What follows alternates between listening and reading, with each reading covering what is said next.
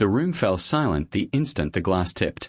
Deep red wine streamed over the front of the man's navy suit, staining his white shirt as nearly 200 guests watched from crystal-lit tables inside the Grand Ashcroft Hotel in downtown Chicago.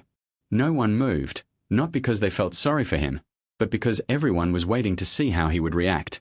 He simply looked down at the stain, picked up his folded napkin, and quietly wiped his hands before setting it back beside his untouched dinner plate. Welcome to Digital Story Corner.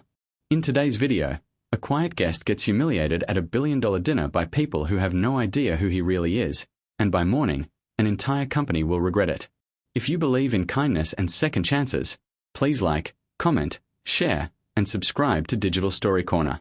Outside, rain had fallen all afternoon, leaving the streets shiny beneath the evening lights. Inside the ballroom, everything looked perfect. White orchids lined the stage. A string quartet played softly near the windows.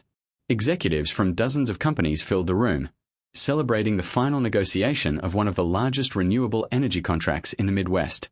The agreement was worth just over $1 billion, and everyone believed it would officially be signed before dessert. Most people thought the evening belonged to High-End Infrastructure, one of the country's fastest-growing construction firms. Their CEO, Preston Vale, had spent months promoting the event as a celebration of American innovation. Very few people had heard the name Rowan Mercer, and that was exactly how Rowan preferred it. At 39, Rowan avoided interviews, conferences, and magazine covers. He had inherited Mercer Industrial Holdings after his father retired, but had quietly transformed it into one of the largest private suppliers of structural materials in North America. His company rarely advertised, it simply delivered. Without Mercer Industrial, almost every major infrastructure project in the region would slow to a stop. Yet most people outside manufacturing had no idea who owned it. Rowan liked it that way. That evening he wasn't wearing an expensive designer suit or arriving with security. He'd driven himself from Milwaukee in a gray SUV after spending the morning at one of his oldest steel fabrication plants. He still stopped by factories every month and still knew dozens of workers by name. His assistant often joked that he spent more time in steel-toe boots than Italian leather shoes. Before leaving the plant that afternoon, Rowan had made one employee a promise. "I'll make sure this deal protects every job in this building." It wasn't a speech, just a promise. Across the ballroom, Miranda Holt adjusted her champagne glass while watching guests arrive. She wasn't a bad person, just exhausted. At 42, Miranda had spent 20 years climbing through high-end corporate ranks. Every promotion had demanded another sacrifice. Missed birthdays, cancelled vacations, a marriage that quietly ended without either person shouting. Tonight mattered more than anything she'd worked toward. If the billion-dollar agreement closed successfully, Preston had privately hinted she'd become executive vice president, and she desperately wanted, and needed, that title.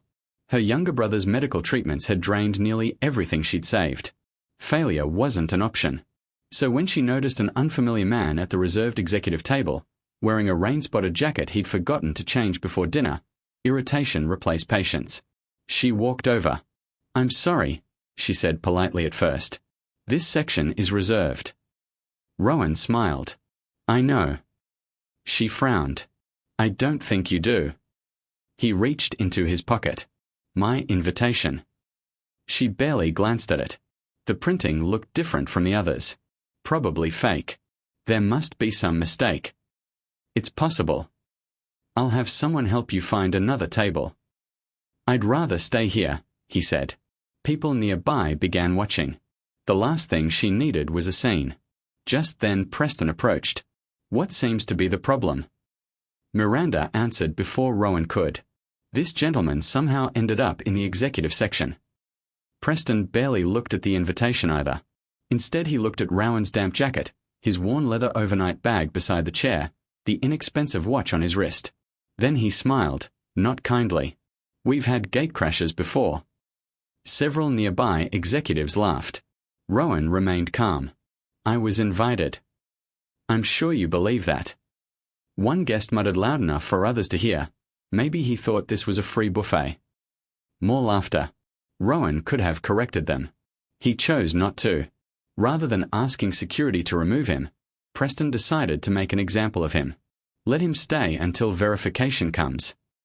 It sounded generous. It wasn't. Every few minutes someone made another sarcastic comment. A waiter accidentally skipped Rowan's plate, assuming he wasn't on the guest list. Nobody noticed, except an older woman seated across the table. Her name was Eleanor Finch, and she served on the board of a regional engineering nonprofit. Quietly, she slid her untouched bread basket toward Rowan. "I don't think they meant to forget you." He smiled. "Thank you." She shrugged. "It happens." It was the smallest act of kindness in the room, but Rowan remembered it. Preston stepped onto the stage and spoke confidently about leadership, integrity, respect, partnership. The words echoed through the ballroom while Rowan listened without expression. Eleanor noticed something curious. Whenever Preston exaggerated his accomplishments, Rowan quietly wrote in a small black notebook, not angry notes but business notes, specific names, specific promises, specific claims, almost as if he were reviewing a proposal. Dinner finally arrived. Wine glasses were refilled. Photographers moved between tables, preparing for the ceremonial signing. Miranda relaxed. Everything appeared back on schedule. Then Preston announced one final toast, to partnerships built on trust. The applause hadn't even finished when one of Preston's longtime investors walked past Rowan's chair. He stumbled, or at least that's what he later claimed, and his elbow struck the wine glass. Dark red liquid splashed across Rowan's chest. Gasps filled the room. The investor laughed first, then Preston. Someone nearby clapped sarcastically. Miranda didn't laugh. She simply looked away. She knew humiliation when she saw it. Rowan slowly stood. Wine dripped onto the polished floor. One photographer instinctively raised his camera. Another lowered his, unsure whether the moment should become tomorrow's headline. Rowan calmly removed the stained napkin from his lap, placed it beside the plate, and looked at Preston. "I think we are finished." Preston smirked. "I agree." Rowan nodded once. "Good." He picked up his overnight bag. No shouting, no threats, no dramatic speech. He simply walked toward the exit, and conversation immediately restarted behind him. People assumed the awkward interruption had ended. None of them noticed Eleanor Finch quietly watching him leave with a troubled expression. She had a feeling the evening wasn't over, and neither was the deal. Rowan reached the lobby just as the rain outside began to ease. The doorman hurried over with an umbrella, but Rowan waved him off politely. "I'm fine." He stood beneath the covered entrance a moment, looking across the wet streets, when his phone buzzed.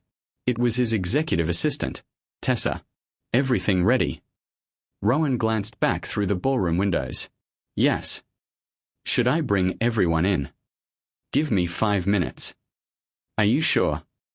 "I'm sure." He ended the call. Inside, nobody knew that Mercer Industrial Holdings wasn't simply another supplier on the contract. It was the company financing nearly 40% of the manufacturing, guaranteeing delivery schedules, and providing the performance bond every bank involved had demanded before releasing funding. Without Mercer Industrial, there was no billion-dollar project. Back inside, Preston adjusted his tie and smiled for photographers. "Ladies and gentlemen, our final signing representative should be arriving shortly." An assistant leaned toward him. "Sir, we are still waiting on Mercer Industrial." "They're late." "It appears so." Preston glanced at his watch. "We'll wait." 5 minutes passed, then 10. Guests began checking their phones. The musicians quietly stopped playing. The catering staff delayed dessert a second time. Miranda walked over carrying a folder. "We've called every number. Nothing but voicemail." Preston forced a smile. "They're probably stuck in traffic." The rain had already stopped. Meanwhile, Rowan sat quietly in his SUV across the street, not angry, mostly disappointed. His father had spent 45 years building Mercer Industrial on one simple belief: character was always more valuable than confidence. That lesson had shaped every decision Rowan ever made, and he wasn't about to ignore it now. Tessa climbed into the passenger seat with a leather briefcase. Rowan looked toward the ballroom. "They've shown us exactly how they treat people they think have no value." She nodded. "I assumed as much after your text." Rowan opened the folder. Inside sat 2 contracts, one with high-end infrastructure, another with a smaller competitor, Northbridge Civil Partners, who had finished second in negotiations. They weren't flashy. Their executives still visited construction sites. Their owner still answered customer emails himself.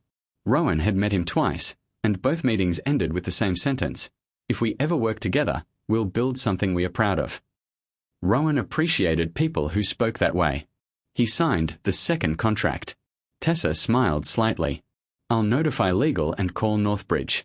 They're going to think this is a joke. Tell them it isn't. Back inside, anxiety slowly replaced celebration. The chairman of First National Development Bank approached Preston. We are now 25 minutes behind schedule. We'll begin shortly.